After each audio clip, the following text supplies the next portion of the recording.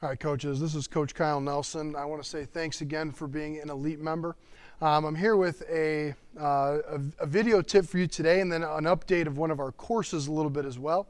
One of the things I pride myself on is always trying to make sure that we are improving as coaches, making sure that we're getting better, making sure we're not doing the same old stuff. I certainly don't do the same things I did like 15 years ago. I don't even like that coach. I don't want to be around that coach I was 15 years ago. But you know, the coach I was 10 years ago, 5 years ago, 3 years ago, I certainly have gotten better, I believe, since then. Have tried to find ways that make more sense, ways of reaching more athletes, ways of opening my eyes and opening our athletes' eyes a little bit as well. So to that end, I want to talk a little bit about some of the footwork that I had in the ACE Infield course, and we're going to update that because I believe that we have discovered, and I didn't come up with this at all, but I believe that we have a way that is going to be a little bit better and easier for a lot of athletes to use. In that course, I presented two footworks. We presented the over top and then the right to left, left to shuffle. Right to left, left to target. I will be exclusively teaching the right to left, left to target method from now on. Just a quick review of them. The over top method, you field and then you bring your right foot over top like that. That I think has its place for some athletes. Our shortstop is still going to use that method. He's a very athletic player, a great defender, and he's still going to use that method. And I think that's fine. That method doesn't work for the average athlete, I don't think, as well as it could. And so we're switching up to the right to left, left to target method, which is very simple. It's you field, and then you take your right foot to your left foot to the target and throw. I'm working with 11U, 13U, 14U kids right now, and I'm teaching them this footwork, and it's so much simpler for them to understand.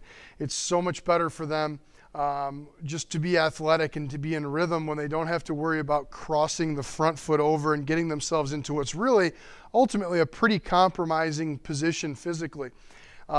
So the thing I like about the right to left, left to target method is it gives you a lot of options that you can use with your footwork. So you can, if the runner is fast, or if the ball is hit slowly and you don't have that much time, you can get rid of it quickly. So we can go right to left, left to target, field and throw. Okay, so that's our normal movement to get rid of the ball. If you've got time, so if I have more time, I can still get to the ball, get rid of the ball without slowing my footwork down. I think where we run into some issues with our players is that when on regular routine plays, they don't know what to slow down. Do I slow down my arm? Do I slow down my feet? What do I slow down? In this method, you slow down nothing. You just take an extra shuffle. So I field, and I've got 1, 2, and then I can throw. And what a lot of my players are doing now, these 11, 13U guys, is they're adding this extra little pad in. Drives some of their coaches nuts because they think that they're doing like a double clutch sort of. That's not the case at all. It's a rhythm thing for them. So they're just getting that extra pat before they throw. The other thing that they've learned is that they can continue to shuffle as much as they need to. So when you field a ball, you don't have the ears on it and you go over top, you have one more step to throw the ball and get rid of it. And if you don't have the grip, you're going to do one of two things. You're either going to eat it or going to throw it down the right field line. With the other method, you have as many shuffles as you need.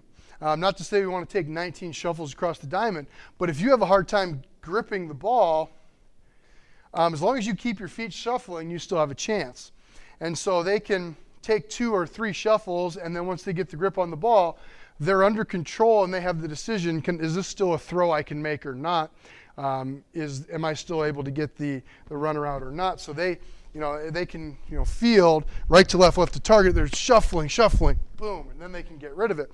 Whereas with the other method, you go over top, you put yourself in a little bit of a compromising position, and you've got to get rid of the ball there. So just a little update on what I do there. Another update we have is with outfield throws. I'm switching over to be totally fine with the behind step for an outfield throw. A guy named Vladimir Guerrero did that quite a bit in his career. He had one of the best arms in the game. Now, obviously, he was blessed with a great arm, but he wasn't cost anything by that behind throw. So they're basically fielding, stepping, and then they can step behind instead of having to make, again, that uncomfortable movement of going in front of them to throw. What you'll notice is most kids feel more comfortable. If you just watch them play catch, they feel more comfortable stepping behind than they do stepping in front. And so we want to try to make this as comfortable as we can for them so they can get back field and then they can take that step or shuffle behind. I'm turning into being just totally fine with that. I don't think that you gain anything out of forcing a kid who is uncomfortable doing that long step or crow hop. I don't think you gain anything by making them do that, other than you made a kid do something you wanted them to. I don't think it makes them really that much better. So they field, they get the step behind, and they throw. And I think that's perfectly acceptable. So just a couple updates on some things that we taught before that we're changing for this year. I hope to have more for you coming soon. Thanks a lot for being an elite member. Have a wonderful week and never stop learning.